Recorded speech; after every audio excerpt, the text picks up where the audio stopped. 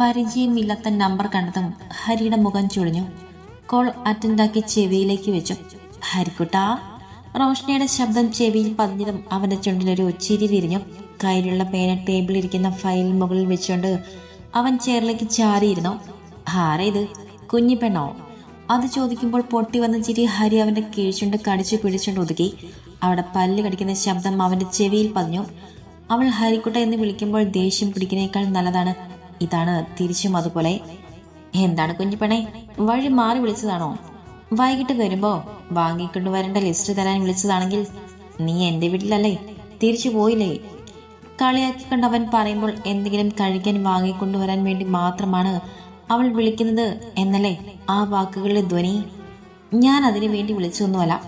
എനിക്ക് ഹരിക്കുട്ടനെ മിസ് ചെയ്തപ്പോ വിളിച്ചതാ. ലച്ചു പറഞ്ഞതും ഒരു പൊട്ടിച്ചിരിയായിരുന്നു ഹരിയുടെ മറുപടി. നുണ പറയാതെ വിളിച്ച കാര്യം പറ കുഞ്ഞിപ്പെണ്ണെ. ഹരി ഒരു താളത്തിൽ പറയുമ്പോൾ റോഷ്നി അടക്കി പിടിച്ചുള്ള ചിരി അവൻ കേട്ടു. അങ്ങനെ ഒരു താളത്തിലാണ് അവൻ സംസാരിച്ചത്. എനിക്ക് അങ്ങോട്ട് വരണം. എന്നെ വൈകിട്ട് പോകുമ്പോ കൂട്ടാൻ വരുമോ? എനിക്കിവിടെ ബോറടിക്കാം. റോഷ്നി അവൾ വിളിച്ച കാര്യം പറഞ്ഞു. ഹരി ഫോൺ ചെവിയിൽ നിന്നും എടുത്ത് ഫോണിലേക്ക് നോക്കി. പിന്നെ വീണ്ടും ചെവിയിൽ വെച്ചു. നിനക്ക് ആള് മാറിയിട്ടൊന്നുമില്ലല്ലോ. ഞാൻ നിന്റെ രണ്ടാമത്തെ ഏട്ടന്റെ അളിയനാ ശ്രീഹരി. ഹരിക്കുട്ടാ. ഹരിയുടെ സംസാരം കേട്ട് അവൾ അവനെ നീട്ടി വിളിച്ചു. സത്യമായിട്ടും എനിക്കിവിടെ ബോറടിക്കാം. ആരുമില്ല. എനിക്ക് അങ്ങോട്ട് വരണം. വൈകിട്ട് ഓഫീസ് കഴിഞ്ഞ് വരുമ്പോ ഇതിലേ വരണം. ഞാൻ കാത്തു നിൽക്കാം. ഏട്ടനും ഏട്ടത്തിക്കും നമുക്കൊരു സർപ്രൈസ് കൊടുക്കാം. റോഷ്നി പറയുന്നത് കേട്ട് ഹരി മോളിലൂടെ തല കുലുക്കി. വരില്ലെന്ന് പറഞ്ഞ് തർക്കിക്കാനൊന്നും പോയില്ല. പോകുമ്പോൾ അവളെ കൂട്ടണം എന്ന രീതിയിൽ തന്നെ അവൻ ഫോൺ വെച്ചു. അവൻ വരുമെന്ന വിശ്വാസത്തിൽ റോഷ്നിയും ഫോൺ വെച്ചു. ഞാൻ പോവുമെന്ന് പറഞ്ഞ പോവും. എടുത്താൽ പൊങ്ങാത്ത പെട്ടി രണ്ട് കൈകൊണ്ടും പൊക്കി എടുത്തുകൊണ്ട് സ്റ്റെപ്പ് ഇറങ്ങി വരുന്നതിനിടയിലാണ് ഈ പറയുന്നത്. കുഞ്ഞി, നിനക്കെന്താ ഭ്രാന്തോ? നീ ഇന്നലെ അവിടുന്ന് വന്നത്. ഇനിയും അങ്ങോട്ട് തന്നെ പോകുമ്പോ അവിടെയുള്ളവർ എന്ത് കരുതും? റോഷ്നിയുടെ പിന്നാലെ ഇറങ്ങി വന്നുകൊണ്ട് സുഭദ്ര മടുത്ത പോലെ ചോദിച്ചു. കുറെ നേരമായി ഇത് തന്നെ പറയുന്നത്. അങ്ങനെ കരുതാൻ അവിടെ ആരാ ഉള്ളത്? ആരുമില്ല. ഏട്ടത്തെയും മേടത്തിലെ ഏട്ടന് വല്ലുള്ളൂ. അവർ രണ്ടുപേരും അങ്ങനെ കരുതില്ല. അതും പറഞ്ഞിട്ട് പെട്ടി നീക്കി വെച്ചുകൊണ്ട് അവൾ സെറ്റിലേക്ക് ഇരുന്നു. എല്ലാം കേട്ട് അഞ്ജലിയും സെറ്റിലിരിക്കുന്നുണ്ട്. കയ്യിലൊരു ജ്യൂസ് ഗ്ലാസ് ഉണ്ട്. അത് ചുണ്ടോട് വെച്ച് അവളുടെ സംസാരം കേട്ടിരിക്കുവാണ്. തൊട്ടപ്പുറത്ത് ലച്ചുവിന്റെ വല്യച്ചമ്മയുടെ വീടുകളൊക്കെ ഇല്ലേ? അവർക്ക് കാണില്ലേ? നീ എന്താ കുഞ്ഞിങ്ങനെ? നിന്റെ അച്ഛനും ഏട്ടന്മാരും പറഞ്ഞാ എന്നെ വച്ചേക്കില്ല. അതിനെന്താ, ഞാൻ ഏട്ടനോട് പറഞ്ഞിട്ടുണ്ട് അങ്ങോട്ട് തന്നെ വരുവാന്ന്. ഏട്ടന് ഒരു കുഴപ്പമില്ല.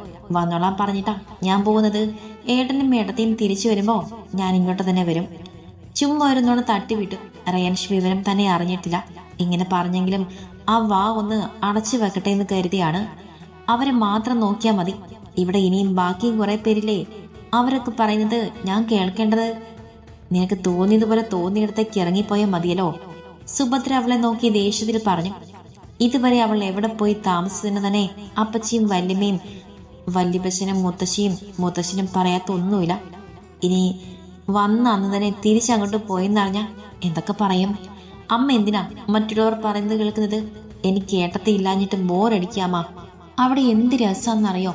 ഈ സമയത്തൊക്കെ ഏട്ടത്തെയും ഞാനും കിച്ചണിൽ ഓരോ ഡിഫറെന്റ് ഫുഡ് ഉണ്ടാക്കി പരീക്ഷിക്കാവും. ഞാൻ എന്തു പറഞ്ഞാലും ഉണ്ടാക്കി തരും, വാങ്ങിച്ചു തരും.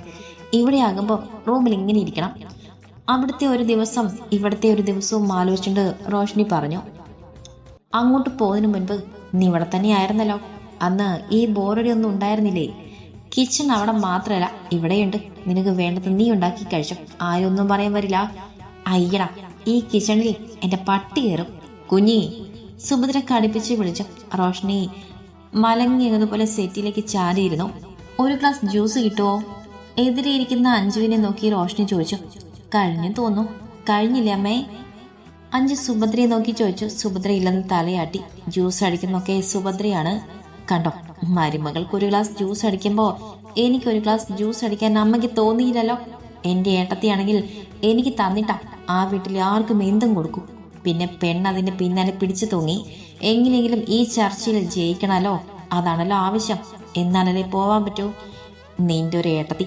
ഈ ഏട്ടത്തിയൊക്കെ എന്നാ നിനക്കുണ്ടായത്? കല്യാണം കഴിഞ്ഞിട്ട് പോലും ഈ ഏട്ടത്തിയെ നിനക്ക് പിടിച്ചിരുന്നില്ലല്ലോ. സുഭദ്ര പറയുമ്പോൾ റോഷ്നി അവരെന്ന് കൂർപ്പിച്ചു നോക്കി. അതല്ലല്ലോ ഇവിടുത്തെ വിഷയം. അന്ന് എനിക്ക് അതിനുള്ള ബുദ്ധി ഉണ്ടായിരുന്നുള്ളൂ. അടുത്തറിഞ്ഞപ്പോൾ ഞാൻ മാറി ചിന്തിച്ചു. നല്ലത് കണ്ടാൽ നമ്മളത് അംഗീകരിക്കണം. അമ്മയ്ക്ക് കിട്ടിയ 2 മക്കളും നല്ലതല്ലേ? കൂട്ടത്തിൽ അഞ്ജലിയെ പൊക്കാനും അവൾ മറന്നില്ല. എല്ലാം കേട്ട് മുന്നിൽ ഇരിക്കുകയല്ലേ, അവരെ പറ്റിയൊന്നും പറഞ്ഞില്ലെങ്കിൽ സങ്കടമായാലോ, അതുകൊണ്ടൊന്ന് എറിഞ്ഞു നോക്കിയതാണ്. കൊണ്ടു ചിരിക്കുന്നുണ്ട് പാവം. എന്നാൽ നീ തൽക്കാലം ഈ ഇടത്തിടെ കൂടെ ഇരുന്ന് സമയം കളഞ്ഞു, അതാണ് ഒന്നുകൂടെ നല്ലത്. അതുപോലെ ഒരു നല്ല ഇടത്തി തന്നെയാണല്ലോ ഇവിടെയുള്ളതും. സുഭദ്ര അങ്ങനെ പറഞ്ഞതും റോഷ്നി അഞ്ജുവിനെ നോക്കി. ഏട്ടത്തി ഗർഭിണിയല്ലേ, ഈ സമയം വിശ്രമമാണ് ആവശ്യം. അതുകൊണ്ടാ ഞാൻ ഏട്ടത്തെ ബുദ്ധിമുട്ടിക്കാൻ വരാത്തത്. പ്ലീസ് അമ്മ, ഞാൻ പോട്ടെ, നാളെ വരാം, അല്ലെങ്കിൽ മറ്റന്നാൾ വരാം. പ്ലീസ് പോട്ടെ അമ്മ, പ്ലീസ്. റോഷ്നി അവസാനത്തെ അളവെടുക്കുമ്പോഴാണ് മുത്തശ്ശി ഹാളിലേക്ക് വന്നത്. എന്താ സുഭദ്രയെ, കുഞ്ഞി എന്തിനാ വാശി പിടിക്കുന്നത്? അതും ചോദിച്ചിട്ട് മുത്തശ്ശി സെറ്റിയിലേക്ക് ഇരുന്നു. റോഷ്നി മുത്തശ്ശിയുടെ അടുത്തേക്ക് ഇരുന്നു. മുത്തശ്ശി, ഏട്ടൻ വിളിച്ചിരുന്നു. ഏട്ടത്തി ഭയങ്കര സങ്കടത്തിലാണ്. ഏട്ടനും ജോലിക്ക് പോയി ഏട്ടത്തി ഒറ്റയ്ക്കാണ്. പേടിയാവ പറഞ്ഞിട്ട് കരയാത്രേ. എന്നോട് ചെല്ലാൻ പറഞ്ഞു. ഈ അമ്മ സമ്മതിക്കുന്നില്ല. പറയുമ്പോൾ റോഷ്നി സുഭദ്ര ഒന്ന് നോക്കി. പിന്നെ എന്തിനാ നീ ഇന്ന് വന്നത്? അവർ വരുമ്പോ അവിടെ കൂടെ വന്നാ മതിയായിരുന്നില്ലേ? മതിയായിരുന്നു. അന്നേരം അങ്ങനെ തോന്നി. ഇവിടെ വന്നപ്പോഴാ അങ്ങനെയും തോന്നിയത്. അതും പറഞ്ഞ റോഷ്നി മുഖം വാട്ടി. എന്തെങ്കിലും ചെയ്യ്, എന്നോട് ഇനി ഒന്നും ചോദിക്കാൻ വരണ്ട. സുഭദ്ര പറഞ്ഞിട്ട് അടുക്കളയിലേക്ക് തിരിഞ്ഞു നടന്നു. അമ്മേ, ഈ ഗ്ലാസ് കൊണ്ടുപോവോ? പിന്നിൽ നിന്ന് അഞ്ച് ചോദിച്ചതും സുഭദ്ര തിരിഞ്ഞു വന്ന് ആ ഗ്ലാസ് വാങ്ങി കൊണ്ടുപോയി. ആ പറഞ്ഞത് എനിക്ക് പറ്റിയില്ലെന്ന പോലെ റോഷ്നി അഞ്ജുവിനെ ഒന്ന് നോക്കി. അപ്പോഴേക്കും പുറത്തൊരു കാർ ഹോൺ അടിച്ചിരുന്നു. ആ പെണ്ണിന്റെ ആങ്ങള വന്നിട്ടുണ്ടല്ലോ, അവൻ എന്തിനാ ഇങ്ങോട്ട് വന്നത്? അതും പറഞ്ഞിട്ട് മുറ്റത്ത് നിന്നിരുന്ന അപ്പച്ചി അകത്തേക്ക് കയറി വന്നു. റോഷ്നി ഇരുന്നിടത്ത് എഴുന്നേറ്റു. ഹരിയാണ് അപ്പച്ചി പറഞ്ഞെന്ന് അവൾക്ക് മനസ്സിലായി. എനിക്ക് പോവാൻ അപ്പച്ചി, എന്നെ കൊണ്ടുപോവാൻ ഏട്ടൻ വിട്ടതാകും. എന്നാ ഞാൻ പോട്ടെ മുത്തശ്ശി, പോയിട്ട് വരാ ഏട്ടത്തി. അപ്പച്ചി ശരി, പോയിട്ട് വരാ. അമ്മേ, ഞാൻ പോവാ. അവരോടൊക്കെ പറഞ്ഞിട്ട് അടുക്കളയിലേക്ക് നോക്കി ഉറക്ക വിളിച്ചു. സുഭദ്ര അടുക്കളയിൽ നിന്നും വരുമ്പോൾ തന്നെയാണ് ഹരിയും അകത്തേക്ക് കയറിയത്. പോയി ഡ്രസ്സ് മാറിയിട്ട് വാ, ഈ കോലത്തിലാണോ പോകുന്നത്? മുത്തശ്ശി റോഷനിയുടെ ചെവിയിൽ പറഞ്ഞു. റോഷ്നി അവളെ സ്വയം ഒന്ന് നോക്കി. ഒരു ഫുൾ കൈ ബ്ലാക്ക് ടീഷർട്ടും ഒരു വൈറ്റ് ജീൻസിന്റെ ഷോർട്സുമാണ് വേഷം. അത് സാരില്ല മുത്തശ്ശി, ഞാൻ കാറിൽ കയറിയാൽ അവിടെ വീട്ടിലെത്തിയിട്ട് ഇറങ്ങും. റോഷ്നി നിസാരം പോലെ പറഞ്ഞു. മുത്തശ്ശി നോക്കിയത് ഹരിയാണ്. സുഭദ്ര അപ്പോഴേക്കും അവനെ വിളിച്ച് സെറ്റിയിലേക്ക് ഇരുത്തിയിട്ടുണ്ട്. അവൻ അകത്തേക്ക് വന്ന് കയറിയിരിക്കുമെന്ന് ഒന്നും റോഷ്നിയും കരുതിയില്ല. ഓഫീസിൽ നിന്ന് നേരെ വരുന്ന വഴിയാണോ? ആ അതെ, പോകുമ്പോൾ റോഷ്നി കുട്ടി നേരെ പോവാന്ന് കരുതി. റെഡിയാണോ? സുഭദ്രയോട് ചോദിച്ചുകൊണ്ട് റോഷ്നിയെ നോക്കി ചോദിച്ചു. അവൾ തലയാട്ടി. കൂടുതലൊന്നും പറയാതെ അവൻ വേഗം എഴുന്നേറ്റിരുന്നെങ്കിലെന്നാണ് അവൾ ആലോചിച്ചത്. കുറച്ച് നുണയൊക്കെ പറഞ്ഞ് ഫലിപ്പിച്ചിട്ടുണ്ടല്ലോ, അത് പിടിക്കപ്പെടുമോ എന്നാണ് അവൾ ചിന്തിച്ചത്. സുഭദ്ര കൊടുത്ത ജ്യൂസ് കുടിച്ചുകൊണ്ട് ഹരി ഇരുന്നിടത്തുനിന്നും എഴുന്നേറ്റു. അവൻ എല്ലാവരെയും നോക്കിന്ന് തലയാട്ടിക്കൊണ്ട് റോഷ്നി പിടിച്ച കയ്യിലേക്ക് വാങ്ങി. ശേഷം മുന്നോട്ട് നടന്നു. നീ ഈ കോലത്തിലാണോ പോകുന്നത്? പോയി ഡ്രസ്സ് മാറ്റി, ഒന്ന് പോവാമ്മ. സുഭദ്രയെ കൂടുതലൊന്നും പറയാൻ സമ്മതിക്കാതെ അവൾ ഹരിയുടെ പിന്നാലെ നടന്നു. ഹരി അപ്പോഴേക്കും പിന്നിലേക്ക് അവളുടെ പെട്ടികൾ വെച്ചു. റോഷ്നി മുന്നിൽ കയറിയിരുന്നു. അകത്തേക്ക് കയറി വരാൻ ആരാ പറഞ്ഞത്? ജ്യൂസ് കുടിച്ചിട്ട് വർത്തമാനം പറയുന്നിരിക്കുക. സീറ്റ് ബെൽറ്റ് ഇടുമ്പോൾ റോഷ്നി ഹരിയെ നോക്കി പേടിപ്പിച്ചുകൊണ്ട് ചോദിച്ചു. പിന്നെ എന്റെ പെങ്ങളെ കെട്ടിച്ച വീട്ടിലേക്ക് ഞാൻ വന്നിരിക്കുന്നത്. കയറാതെയും പറയാതെയും പോയാൽ എന്തിന്റെ കുറിച്ചിൽ എന്റെ പെങ്ങൾക്കാ. ഹരി കാർ മുന്നോട്ട് എടുത്തുകൊണ്ട് പറയുമ്പോൾ അവരെ നോക്കി നിൽക്കുന്ന സുഭദ്രയും മഞ്ജുവിനെയും നോക്കി അവൻ തല കുലുക്കി. റോഷ്നിയും അവരെ നോക്കി കൈ വീശി കാണിച്ചു. ഹോ, ഒരു കോട്ടൻ. അതിൻ്റെ ഒപ്പം അവൾ പറയാനും മറന്നില്ല. ഹരിയും റോഷ്നിയും കാറിൽ തന്നെയാണ്. റോഷ്നി ഇടയ്ക്ക് എന്തെങ്കിലും ചോദിച്ചവനെ ഒന്ന് ഭ്രാന്ത് പിടിപ്പിക്കാൻ നോക്കുന്നുണ്ടോ? അതൊരു നോട്ടത്തിൽ ഹരി അടക്കം. നിനക്ക് എന്തെങ്കിലും വാങ്ങിക്കണോ? ടൗണിലെത്തിയപ്പോൾ വലിയൊരു ബേക്കറിക്കാരുടെ മുന്നിൽ വണ്ടി ഒതുക്കിക്കൊണ്ട് അവൻ ചോദിച്ചു. റോഷ്നി ഒരു ചിരിയുടെ ഹരിയെ നോക്കി. ഇതുവരെ അവനെ ചൊറിഞ്ഞ സ്വഭാവം വെച്ച് അങ്ങനെ ഒരു ചോദ്യം ചോദിക്കേണ്ട ആവശ്യം അവനില്ല. എന്തു പറഞ്ഞാലും വാങ്ങിച്ചു തരുമോ? റോഷ്നി തിരിച്ചു ചോദിക്കുമ്പോൾ ഹരി അവളെ ഒന്ന് കണ്ണു ചുരുക്കി നോക്കി. ഈ ഷോപ്പിലും അടുത്ത ഷോപ്പിലും ഒക്കെ കിട്ടുന്നതാണെങ്കിൽ ഞാൻ വാങ്ങിത്തരും. ഹരി പറയുമ്പോൾ റോഷ്നി നിറഞ്ഞ ചിരിയുടെ ഹരിയെ നോക്കി. ഒരു പാവം ചെറുക്കൻ, ഇത്തിരി ദേഷ്യമുണ്ട്. അത് വല്ലാതെ സഹിക്കാൻ കഴിയാതെ വന്നാ അടുത്തറിഞ്ഞാൽ ശ്രീഹരി ഒരു പാവമാണ്. ദേഷ്യമോ വാശോ അസൂയോ കുശുമ്പോ ഒന്നും കാണിക്കാത്ത ഒരുത്തൻ. പെങ്ങളുടെ കാര്യത്തിൽ ഇതൊക്കെയുണ്ട്. ആ വിഷയത്തിൽ ആളത്തെ സ്വാർത്ഥതയാണ്. അതൊഴിച്ചാൽ ആള് ഭയങ്കര ചില്ലാണ്. എനിക്ക് നിന്നെ കെട്ടിപ്പിടിച്ച് ഒരു ഉമ്മ തരാൻ തോന്നുന്നുണ്ട് ഹരിക്കുട്ടാ.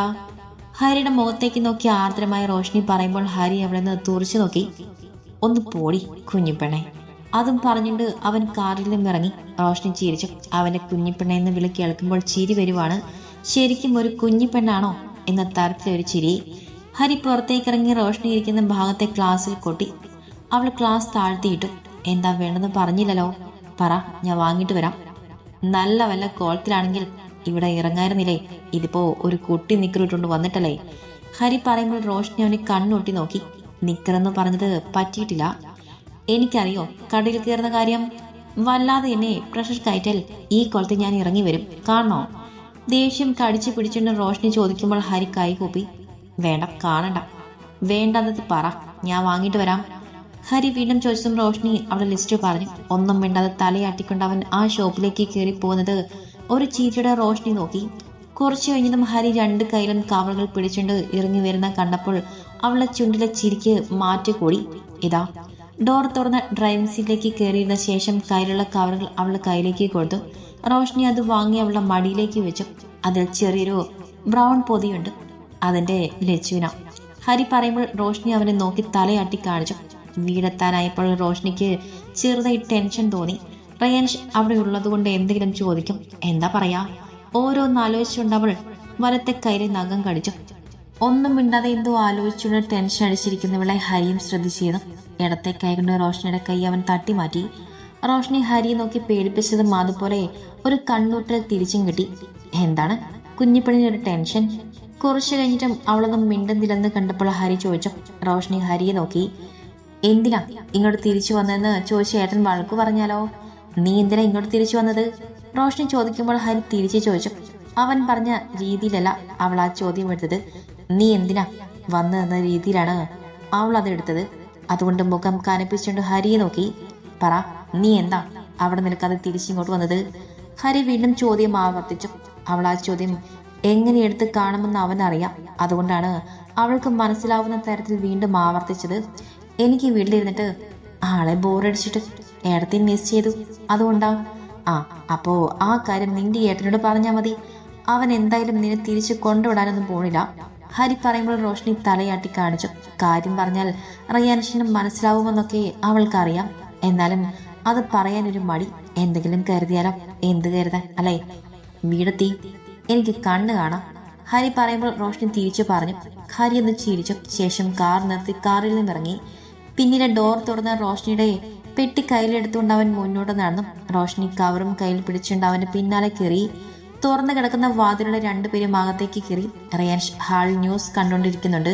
ലച്ചു അടുക്കളയിലാണെന്ന് തോന്നും. ശബ്ദം കേൾക്കുന്നുണ്ട്. റോഷ്നി ഹരിയുടെ മുന്നിലൂടെ വന്ന് റയാൻഷിന്റെ മുന്നിൽ വന്ന് നിന്നു. മുന്നിൽ നിന്ന് മാറി നിൽക്ക് കുഞ്ഞി, ന്യൂസ് കാണുന്നില്ലേ? റയാൻഷ് അവളെ കണ്ടൊരു ഞെട്ടലൊന്നും ഇല്ലാതെ പറയുമ്പോൾ ഞെട്ടിയത് റോഷ്നിയാണ്. ഇങ്ങനെ വരാൻ വഴിയില്ലല്ലോ. അതിന് ചിന്തിച്ച് നിൽക്കുമ്പോൾ ഹരി അവളുടെ കയ്യിലെ കവർ വാങ്ങിക്കൊണ്ട് അടുക്കളയിലേക്ക് നടന്നിരുന്നു. ഏട്ടാ, ഞാൻ വന്നു. റോഷ്നി അവന്റെ അടുത്തേക്ക് ഇരുന്നുകൊണ്ട് പറഞ്ഞു. അവൻ ഈ വിവരം നേരത്തെ അറിഞ്ഞിട്ടുണ്ട്.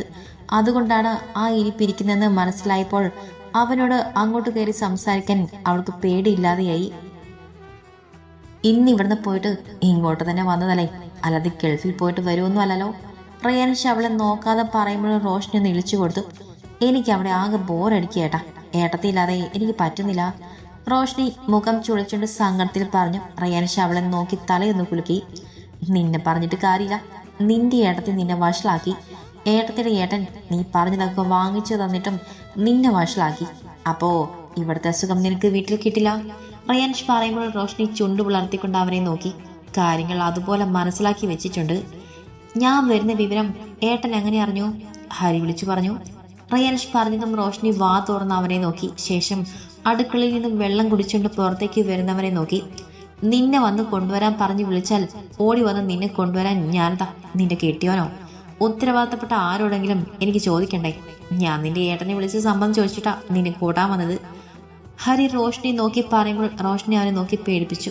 ഓ, നിങ്ങൾ അളിയനും വളയനും ഒന്നായില്ലേ എന്നൊരു ഭാവമായിരുന്നു. ആ ഭാവത്തിൽ തന്നെ അവൾ സെറ്റിൽ നിന്നും എഴുന്നേറ്റ് അടുക്കളയിലേക്ക് നടന്നു. അവൾ പോന്നു നോക്കി ഹരിയും റയാൻഷും പരസ്പരം നോക്കി ചിരിച്ചു. അവൾ വന്ന വിവരമോ വരുന്ന വിവരമോ ലച്ചു അറിഞ്ഞിട്ടുമില്ലായിരുന്നു.